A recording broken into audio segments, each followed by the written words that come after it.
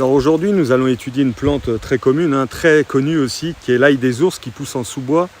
Moi, c'est vraiment la période où j'en cueille à profusion en ce moment, parce que pour mon restaurant, j'en utilise toute l'année.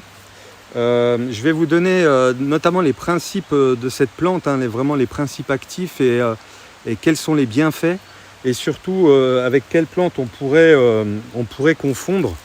Donc il faut vraiment faire attention parce qu'il y a certaines plantes que d'ailleurs je recherche là, voilà, et qui peuvent être vraiment pas très cool pour vous.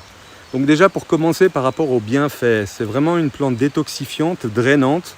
L'ail des ours, elle est vraiment connue pour stimuler le foie, pour favoriser l'élimination des toxines.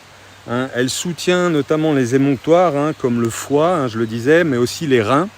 Elle est idéale en sortie d'hiver pour relancer le corps en douceur. Vraiment, elle n'est pas là pour rien. Elle a vraiment cette qualité, vraiment en sortie d'hiver pour vraiment tout nettoyer. Elle est protecteur au niveau cardiovasculaire. Elle est riche en ce qu'on appelle en composés soufrés, comme l'ail cultivé d'ailleurs.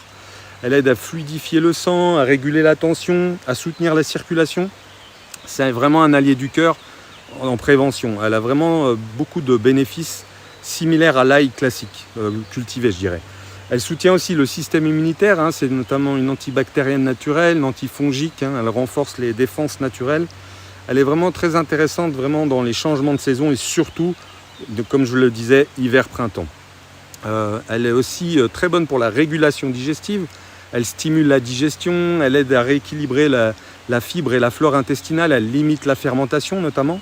Elle est parfaite pour être mise dans des petites touches de plat, mais aussi en salade. Moi, je vous expliquerai un petit peu comment je l'utilise. Elle est tonique, elle est reminéralisante, elle redonne aussi du peps à l'organisme, elle combat la fatigue. C'est une plante qui réveille et qui est vraiment en cohérence avec le printemps, avec cette saison. Il n'y a vraiment rien de mieux comme plante et c'est pour ça qu'elle pousse en abondance.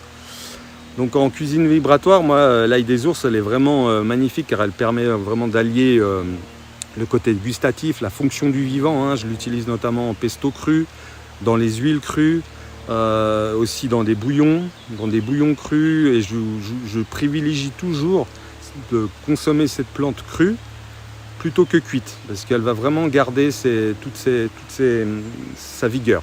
Toutefois, les confusions peuvent ne pas pardonner. On parle notamment de l'arum, aussi Arum maculatum, donc qui est ici. Alors en fait, elle ressemble pas trop, mais celle-là, on la trouve en sous-bois. Elle a des feuilles en forme de flèche. Elle est souvent tachetée. Le problème, c'est qu'on pourrait confondre, quand on prend des grosses poignées, ça pourrait être des grosses poignées d'ail des ours. On pourrait vraiment cueillir cette plante au sein de tout ça. Donc elle est vraiment toxique parce que ses feuilles, ses racines, son fruit, parce qu'elle contient des cristaux d'oxalate de calcium. Vraiment, les effets possibles, ce sont des brûlures immédiates dans la bouche, irritation intense de la gorge, gonflement, troubles digestifs, notamment des vomissements qui sont vraiment pas cool. Donc les baies sont vraiment particulièrement dangereuses. Vous allez souvent les voir, elles sont un peu rouges, elles font des grappes rouges et les enfants peuvent un peu les toucher ou les manger, il faut faire attention. Donc à retenir qu'il ne faut jamais la cueillir, jamais la consommer, que ce soit cru ou cuit. Évitez vraiment cette confusion avec cette plante qui n'est vraiment pas comestible parce que, alors parfois même le simple contact, certaines personnes elles peuvent avoir une réaction.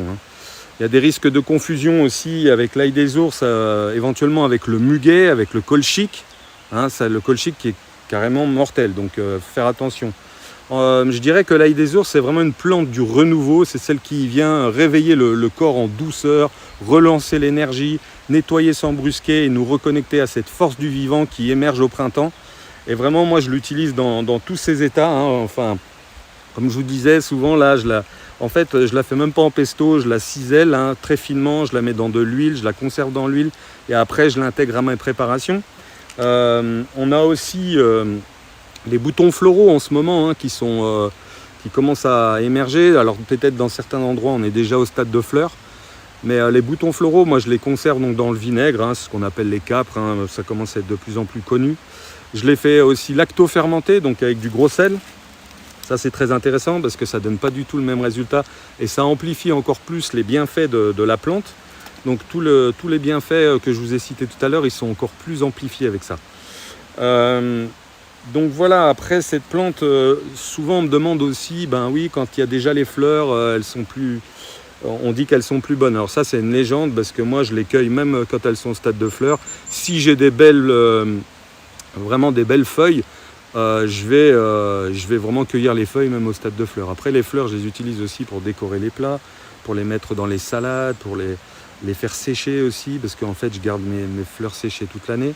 Alors après, une évidence, c'est que c'est une plante qui sent l'ail. Donc la confusion elle est quand même assez peu probable. Cependant il faut faire attention, c'est comme je vous disais, quand vous ramassez vraiment des grosses poignées, je vois des gens aussi qui ramassent à la petite serpe, ça peut poser problème si on ne fait pas attention qu'il y a par exemple la roume, que je vous disais. Bon là c'est vraiment un gros spécimen, des fois on en a des feuilles beaucoup plus petites qui sont très subtiles et qui peuvent se perdre au milieu, comme le colchique ou le muguet. Alors le muguet, lui, la particularité, c'est vraiment qu'il va pousser sur 2 tiges. Il y a 2 tiges qui vont sortir de terre, tandis que l'ail des ours, il n'y a vraiment qu'une seule tige qui sort. Bon, après, comme je vous dis, on utilise tous ces sens, et notamment l'odorat. Je le mélange là, avec ici du sel fin de Camargue, là, du gros sel, etc. Et en fait, je sers ça dans les salières pour mes clients et c'est génial parce que déjà ça donne un peu du goût, puis on sait qu'il y a les vertus qui sont du coup récupérées dans cette plante. Même séchée, elle garde un peu de ses vertus. Donc voilà, je voulais vous présenter l'ail des ours. Maintenant, je vais vous laisser et puis je vous enverrai d'autres vidéos. En tout cas, c'est un grand plaisir pour moi de partager. N'hésitez pas à aller voir pour mes stages sur le site cuisinevibratoire.com ou pour venir manger à mon restaurant et goûter les délicieuses plantes sauvages, chaletdarvière.com. À bientôt, merci.